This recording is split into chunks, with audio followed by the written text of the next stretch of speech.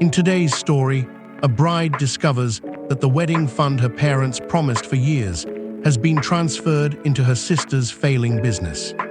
Before we begin, settle in and enjoy tonight's story. My parents used my wedding fund to save my sister's business. The florist called me at work and said my mother's check had bounced. At first, I assumed there had been a mistake. My parents had promised to contribute $25,000 toward my wedding. They had talked about the fund since I was 16.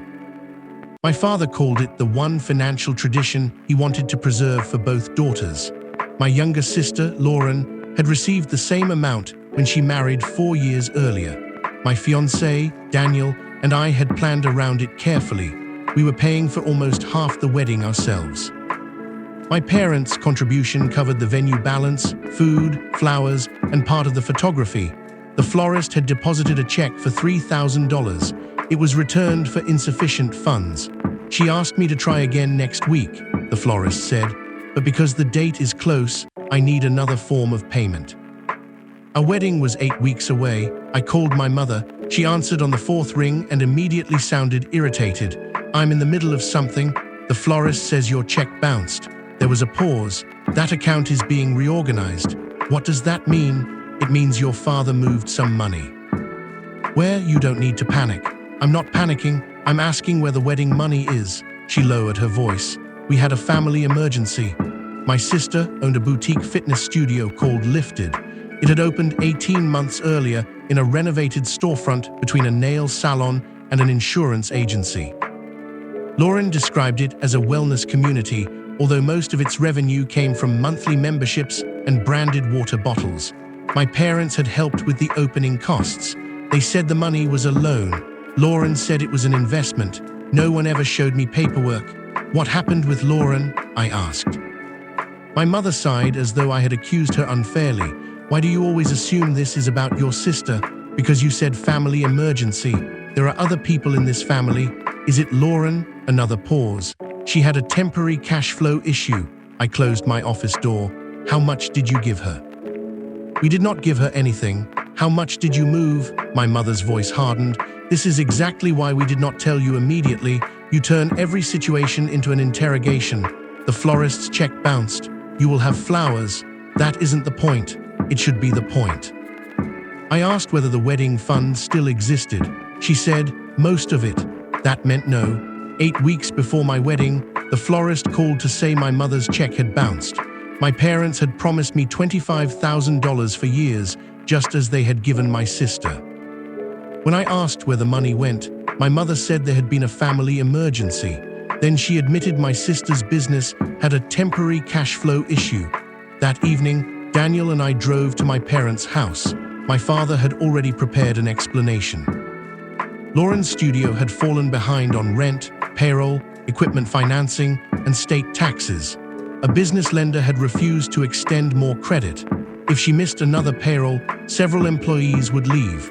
My parents transferred $18,000 from the wedding account into Lifted. They had done it 3 weeks earlier. They did not tell me because they believed Lauren would repay it before any vendors needed payment. 3 weeks, I said. My father nodded. "You've known for 3 weeks. We were trying to solve it. You let me keep booking vendors. We thought the issue would be resolved." With what money? Lauren has several opportunities in development. My sister was not at the meeting. My mother said she was too stressed to attend. I asked whether Lauren had signed a repayment agreement. My father said families did not need contracts for everything. I asked when the money would be returned. He said they were aiming for 6 months. The wedding is in 8 weeks. That is why we need to discuss options. Their options were not about replacing the money. They wanted us to reduce the wedding. My mother suggested canceling the florist and using grocery store flowers.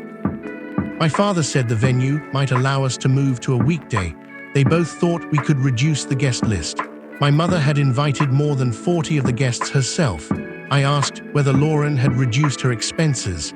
My father said the business was already operating lean. I had visited Lifted the previous weekend. Lauren had installed a wall of artificial greenery with a pink neon sign. She had hired a photographer to take promotional images. She had also announced a new line of branded athletic clothes. Is she still launching the clothing line? I asked. My mother looked away. That inventory was ordered months ago. Is she still paying herself? She has a mortgage, so do we. My mother said Daniel and I had two incomes. Lauren's husband, Mark, also worked. He was a dentist. My father leaned forward. If Lifted closes now, Lauren loses everything she has put into it. What did she put into it? Time, reputation, energy. I mean money, neither parent answered. Lauren had put in less than $10,000 of her own savings. My parents had contributed nearly $80,000 between construction, equipment, and operating costs. I knew because my father had mentioned figures over time without realizing I was adding them together. I asked why they had not used their own savings instead of the wedding account. My father said most of their available cash was tied up. My mother said they had already helped as much as they reasonably could. I stared at both of them. You helped her with my money. It was not legally your money, my father said. That was the moment the conversation changed. For years, it had been my wedding fund. Now that it was gone, it had always been theirs. My mother quickly said he did not mean it that way. He means the money was under our control. That sounds exactly like what he meant. We are still contributing.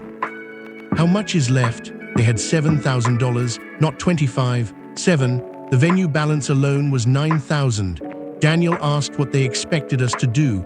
My mother said everyone needed to sacrifice. I asked what Lauren was sacrificing. She said her business may fail. That is a consequence, not a sacrifice. My father stood and told me not to speak about my sister like that. I said I wanted Lauren at the next conversation. My mother said she was emotionally overwhelmed.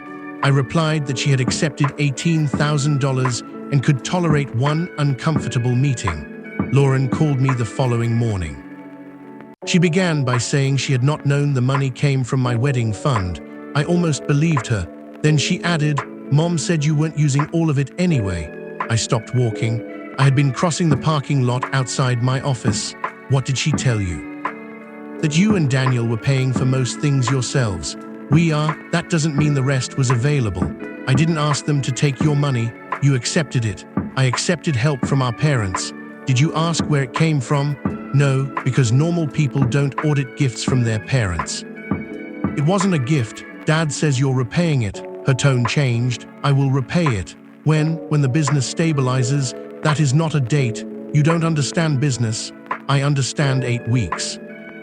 Lauren said I was being dramatic because weddings were one day, while businesses supported employees and families. She had 6 employees. 3 were part-time instructors.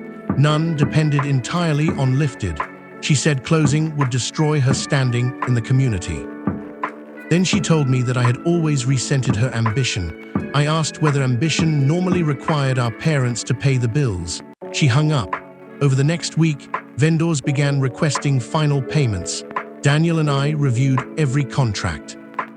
We had enough savings to cover the original wedding, but doing so would use nearly all the money we had set aside for a home deposit. We could borrow, we could use credit cards, or we could cut the event significantly. Daniel said he would support whichever option allowed me to live with the outcome. That made the decision harder. If he had been angry, I could have focused on defending my family. Instead, he calmly showed me the numbers. My parents' choice had transferred the consequences to us. They had gambled our plans on Lauren's business. Now we had to decide whether to gamble our own future to preserve the wedding. I cancelled the florist. We changed to simple arrangements from a local flower market. We cut the guest list by 32 people, including several of my mother's friends. We cancelled the custom cake and ordered sheet cakes from a bakery. We kept the venue because the deposit was non-refundable. The changes saved $12,000. My mother reacted as though I had punished her. You cannot remove people after invitations have gone out. I can't feed them. We will figure it out. You already figured it out. You gave the money away. She offered to use a credit card. I asked whose name would be on it. She said mine would have the best rate. I laughed. She did not. Then my father called Daniel directly. He told him marriage involved navigating family tensions with maturity. Daniel said maturity would have been asking before using the money. My father accused him of turning me against them. That was the first time Daniel lost patience. He said, "You do not need my help to make her angry." My parents then started telling relatives that Daniel and I had overspent. They said they had offered a generous contribution, but our expectations had grown beyond reason. My aunt called to ask why we needed $25,000 from retirees. I sent her the original email from my father. It listed the contribution, vendor categories, and payment schedule. She stopped asking questions. Lauren announced her studio relaunch that Friday. She posted photographs of new equipment, branded clothing, and a champagne reception for local influencers. The caption thanked the people who believe in women-owned businesses. My mother shared the post, so did my father. I stared at the photographs and recognized the greenery wall, the neon sign, and boxes of new merchandise. The relaunch had cost money. I called the studio manager. I had met her several times and asked whether she could tell me when the event had been planned. She said deposits had been paid about a month earlier. Before Lauren received the $18,000, that meant the business crisis had not been caused solely by unexpected payroll or taxes. Lauren had committed to a relaunch while already unable to meet basic obligations. My parents' money had protected the launch. I asked my father whether he knew. He said marketing was necessary to restore revenue. "You told me the money was for payroll and rent. It supported the business generally. You lied. We simplified the explanation. You took my wedding fund so Lauren could throw a party. That is deliberately inflammatory. Was there champagne?" He ended the call. My parents claimed my wedding fund had saved my sister's employees and paid overdue rent. Then she posted photographs from an expensive business relaunch with new equipment, branded clothing, and champagne. When I checked the dates, I learned she had planned the event before asking for help. My parents had not saved her business. They had protected her image. 2 weeks later, my father asked me to sign a document. It described the $18,000 as a family loan made jointly by my parents and me. According to the document, Lauren would repay the money over 36 months. My share of each payment would be $500. I read it twice.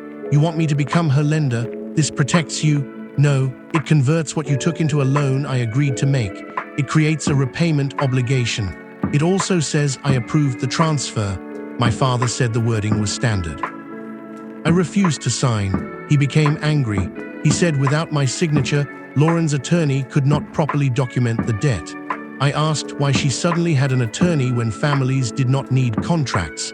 He said the situation had become unnecessarily hostile. I took a photograph of the document. Then I asked whether there was any other paperwork involving my name. He said no. I did not believe him. The wedding account had originally been a custodial savings account opened when I was a minor. When I turned 21, my parents closed it and moved the balance into an account under their names. They said that would make vendor payments easier when the time came. I had never questioned it. I requested copies of the old statements from the bank. The records showed that the account had contained almost $31,000 when it was closed. My parents had always said the wedding fund was $25,000. Over the years, interest and additional deposits had increased it. $6,000 had already disappeared before the transfer to Lauren. I asked my father about it. He said part of the money had been used for family expenses during the pandemic. What expenses? He would not specify. My mother eventually admitted they had paid part of Lauren's first studio deposit. My wedding fund had supported the business twice, once before it opened, once before it failed. They had never intended to replace the earlier withdrawal. I sent both parents an email documenting what I knew. I included the bank statements, the bounce check, the transfer timeline, and the proposed loan agreement. I wrote that I would not sign anything stating I had approved the transfer. I also wrote that they were no longer authorized to discuss wedding finances with vendors. My mother replied within 10 minutes. Her message said, "I cannot believe you are building a legal case against your own family." I responded, "I am building a record." That distinction mattered. My parents had spent weeks changing the story. First, the fund existed. Then most of it existed. Then the money was temporarily moved. Then it had never legally been mine.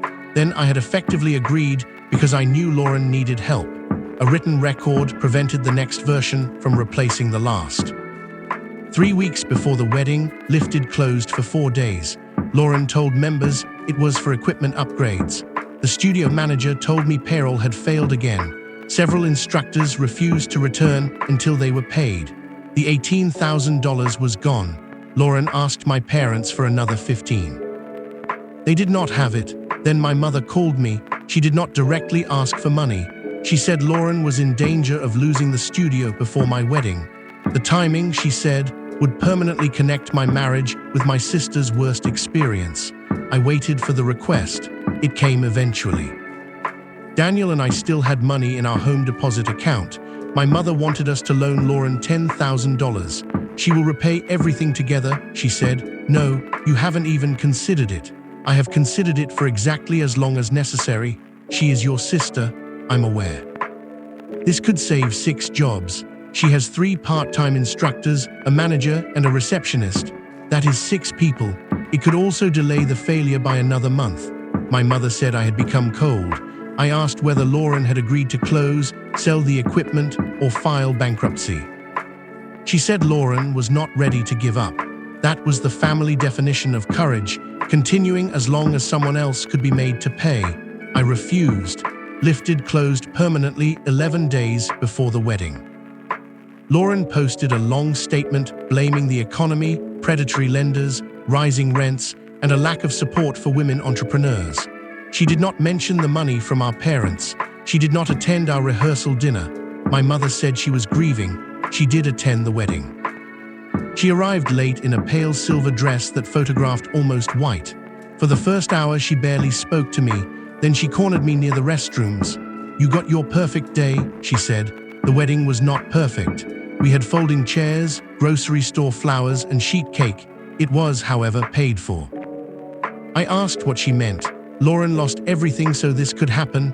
This happened despite what you did. You could have helped her. You could have left my money alone. She said I was choosing a party over my sister's future. I looked through the open doors toward Daniel, who was laughing with his father. "This is my future," my mother shook her head. "One day you will understand what it means to have children." I said, "I understand what it means to have 2. She left before the cake was served. 11 days before my wedding, my sister's business finally closed. At the reception, my mother told me my sister had lost everything so I could have my perfect day. I looked at the folding chairs, grocery store flowers, and sheet cake we had paid for ourselves and said, "This happened despite what you did." Lauren did not repay the $18,000. There was no money left after the studio's equipment was sold and creditors were paid. My parents absorbed the loss. For several months, they insisted the issue was still unresolved, as though a future solution might appear. Eventually, my father stopped mentioning repayment. My mother began referring to the contribution as money they had hoped to give me rather than money they had promised. Lauren found a job managing another fitness studio. She described the closure as an educational experience. She and Mark remained in their house. My parents helped them with 2 mortgage payments during the transition. Daniel and I delayed buying a home for almost a year. We rebuilt the savings we had used for the wedding. It was not catastrophic. That made it easier for my parents to minimize what happened. They pointed out that we were married, solvent, and happy. To them, a betrayal only counted if it permanently destroyed you. Recovery became evidence that the harm had never mattered. I remained in contact, but the structure changed. I no longer accepted promises as assets. When my parents offered money, I made decisions as though the offer did not exist until funds had cleared. When Lauren described an emergency, I asked what she had already sold, cancelled, or reduced. She disliked those questions and eventually stopped calling me. A year after the wedding, my mother asked why I had become so formal with them. We were sitting in the same kitchen where she had once shown me venue brochures and told me she had saved for my wedding since I was a child. I said, because informal arrangements only seemed to bind me. She said they had made one mistake under pressure. I reminded her that they took money from the fund twice, concealed it, lied about how it was used, blamed us for reducing the wedding, and tried to make me sign a document approving the transfer. That is not one mistake. She looked down at her coffee. We were trying to save your sister. I know, that was the part she never understood. I did believe she was trying to save Lauren. The problem was that she considered me an acceptable source of parts. My wedding could be reduced. My home purchase could be delayed. My trust could be spent. Lauren's business, reputation, and feelings were treated as fragile valuables. Mine were treated as renewable resources. Daniel and I eventually bought a small house. We did not tell my parents until the mortgage had been approved and the closing date was set. My mother was offended. She said families should share important milestones. I said, we do, after they are secure. She understood the reference. She did not respond. The framed wedding photograph in our living room does not show the flowers clearly. It does not show the sheet cake or the shortened guest list. It shows Daniel and me standing under warm lights while the people who stayed celebrated around us. My sister's business is gone. The wedding fund is gone. The version of my parents I trusted is gone too, but the marriage remained. That was the only investment from that year that did not require someone else's permission to survive. You've been listening to Low Light Stories, original fiction for late-night listening. New stories are added regularly, so subscribe if you'd like to hear the next one. Thanks for listening.